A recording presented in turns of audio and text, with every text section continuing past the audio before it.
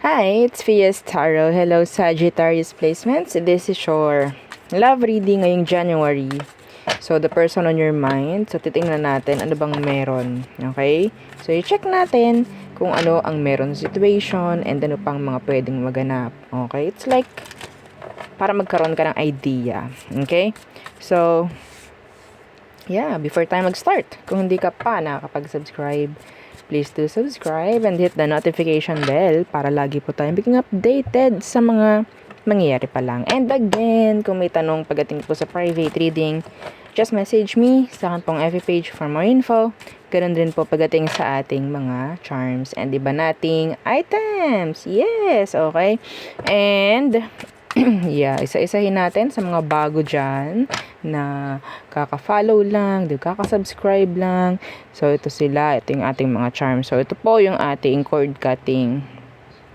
Ito yung ating pang cord cut. So, ganyan siya. May ganyan siyang design.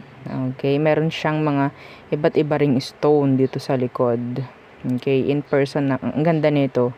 Yes, napaka-raw nung mga stone sa ilalim, sa likod niya, by the way. Anyway, so ito yung nagtatanggal po ng blockages sa inyo, sa frequency, sa energy mo. Okay, para yung mga blessings, mga opportunities, mga ganda ay pumasok ng mabilis, pumasok ng walang delay.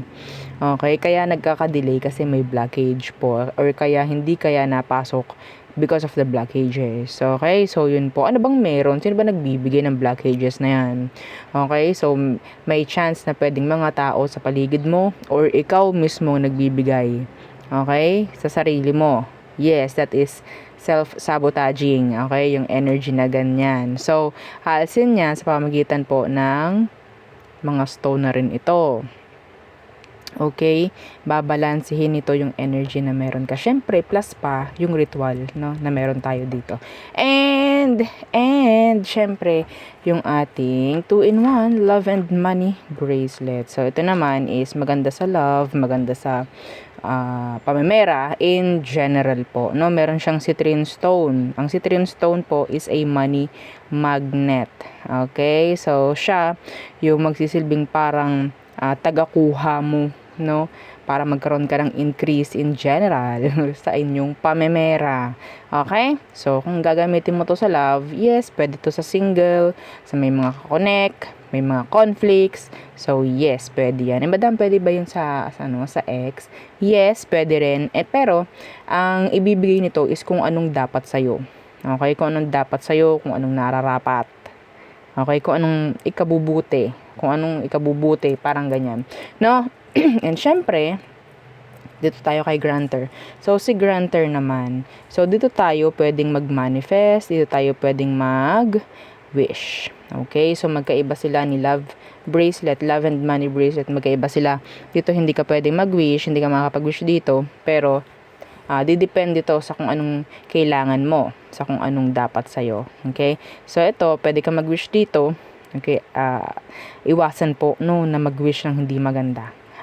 Para sa ibang tao, para makaramdam ka ng kasiyahan kasi ganito nangyari sa kanya, iwasan yun. Okay? Ayaw natin ng balik. Oo. Ayaw natin ng balik. So, aside doon, meron siyang mga ibibigay sa'yo at least twice per week na mga surprises. Depende po sa frequency na meron ka.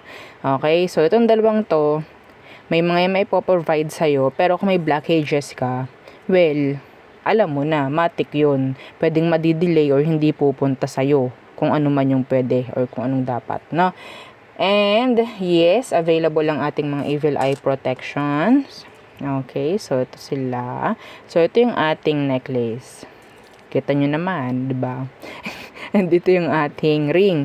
Yung ring natin po is adjustable and meron din po tayong mga bracelets po, And yung ating cleansing kit na important, no, sa inyong mga charms, and pwede rin po yan sa bahay kung sa tingin niyo gusto niyo mag-cleanse ng bahay. Okay?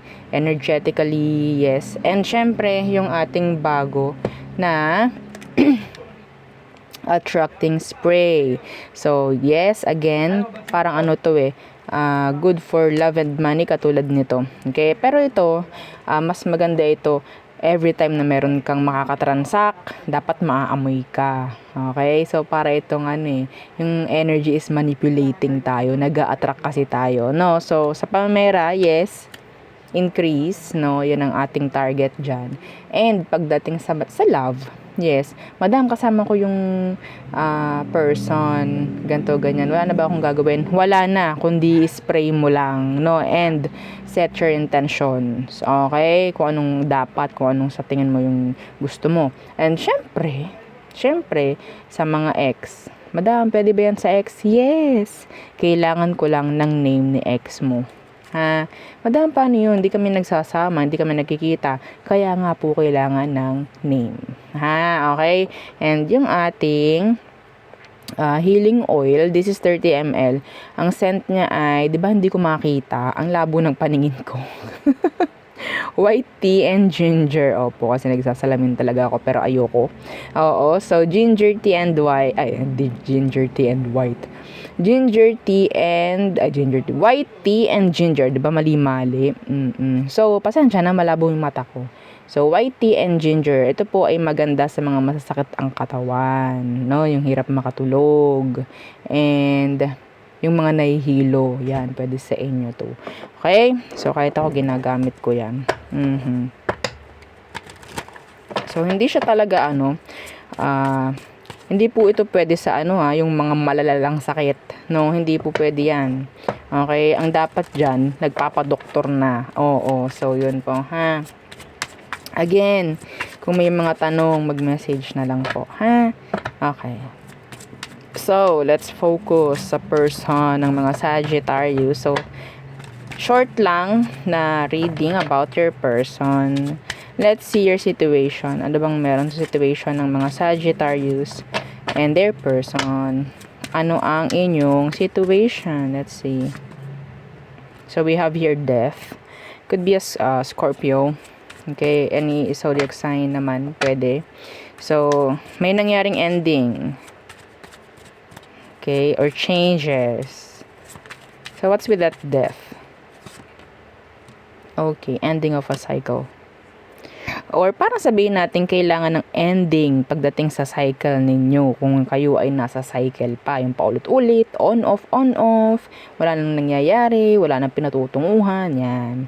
Okay, pwedeng ganyan yung situation. Iba sa inyo, pwedeng may nag-end na nga.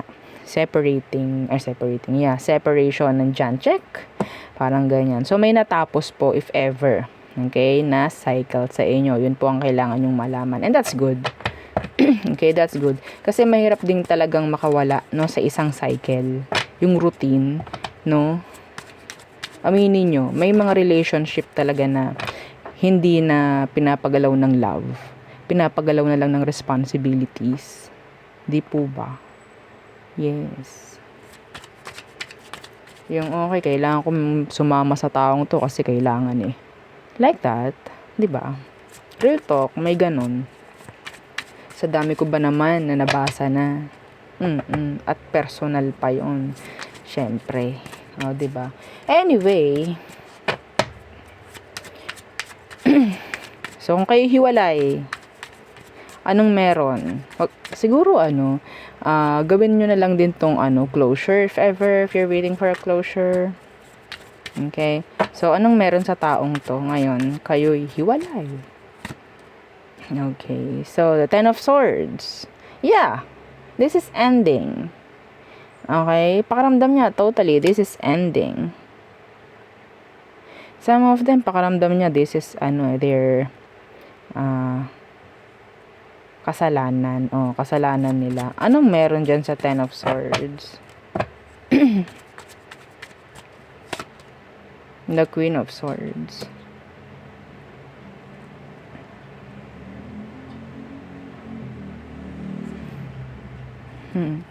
Naghahanap itong taong to ng sabihin nating dahilan. Okay, kung ano man yun, kung anong hinahanap niya, kung anong gusto pa niya na like, some of them, parang, bakit ganon? Ginawa naman namin lahat. Parang may ganong energy. Wala akong binanggit dito na kung anong rason kung bakit kayo naghiwalay. This person is thinking, bakit ganon? Ginawa naman namin lahat. Kung anong tama, kung anong dapat, pero bakit ganon? May ganon siyang tanong. They're in pain actually. They're in pain. Ramdam na ramdam nito yung silence, yung detachment. Pero they're like fighting. Yung ayaw lang maramdaman eh. Yung sakit. This is sad actually. Nabago yung energy. Habang lumalalim. You're still looking for answers, pero minsan tinatry nilang hindi tingnan talaga kung ano yung sagot dito sa nangyaring to. Yeah, nandun yung energy na parang naging bulag na lang din. Gusto kong ilaban to, ganto, ganyan. What's the problem here? May tanong din tong taong to. Worth it pa ba kung ilalaban pa? Yes. May tanong pa rin siyang ganon. Worth it pa ba kung ilalaban ko pa to? Okay.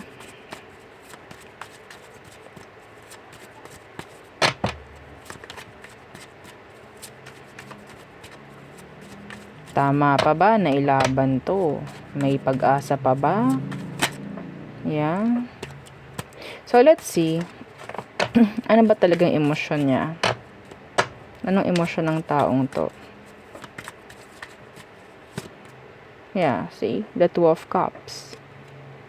Emotion niya is still attached sa'yo. Okay? Still, gusto pa rin ng taong ito na magkaroon kayo ng pag-reunite. Okay? Yeah. Siguro ito, Saj, masyadong mahaba na lang din yung pinaglaban nyo dito na hindi talaga nag-workout. Okay? I guess the person still love you. They still love you. This is sad. Ang aga-aga. Oh my golly. So, the Two of Cups. And the 6, yeah, diba? The 6 of Pentacles reversed. Feeling nito parang wala ng pag-asa. Pero gusto pa niya. Yes, gusto pa niya to. Okay? Some of them, they're single. Focusing on their career, their job.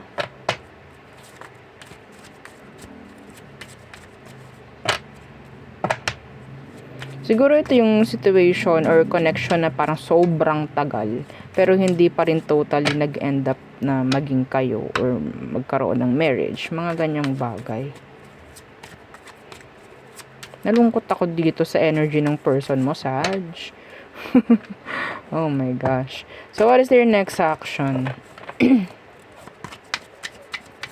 Their next action. The 6 of Cups. They miss you. They miss you. The 6 of Cups. I think itong connection na to is a strong connection. This is a strong connection. Hindi ito mababaw. Okay?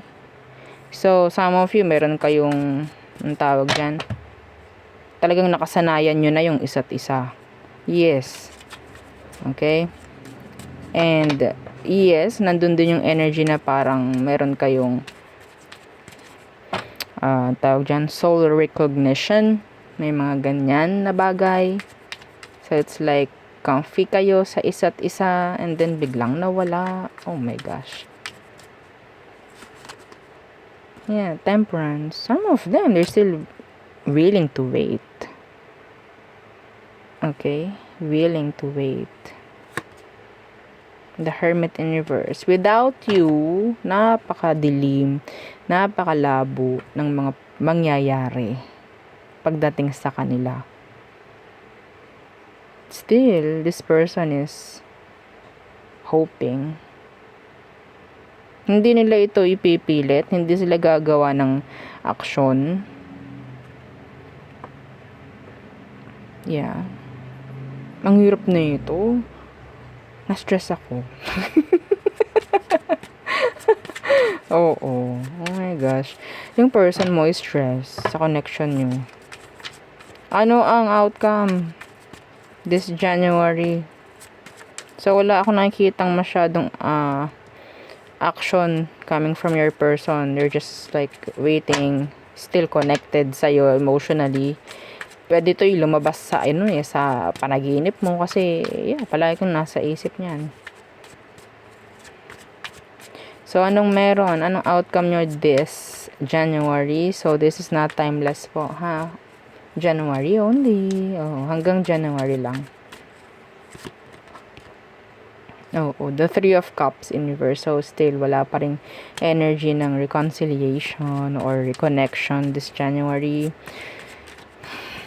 And the Seven of Swords in reverse. Excuse me. Yeah, the Eight of Cups universe is still avoiding na totally mag-let go dito or lumayo dito. Yan, hindi pa rin to nakaka-recover, hindi pa rin sila nag-move on from you, and that's their decision not to move on. Yes. So, wala akong nakikita ditong energy ng reconciliation. We have here the Seven of Swords in reversed. Alam niya yun. Like, no, hindi ako magiging sneaky dito. Hindi ako bebeg dito or whatsoever. Gagawa ng kung ano man action, like subtle action para magkaroon kami ng reconnection like that.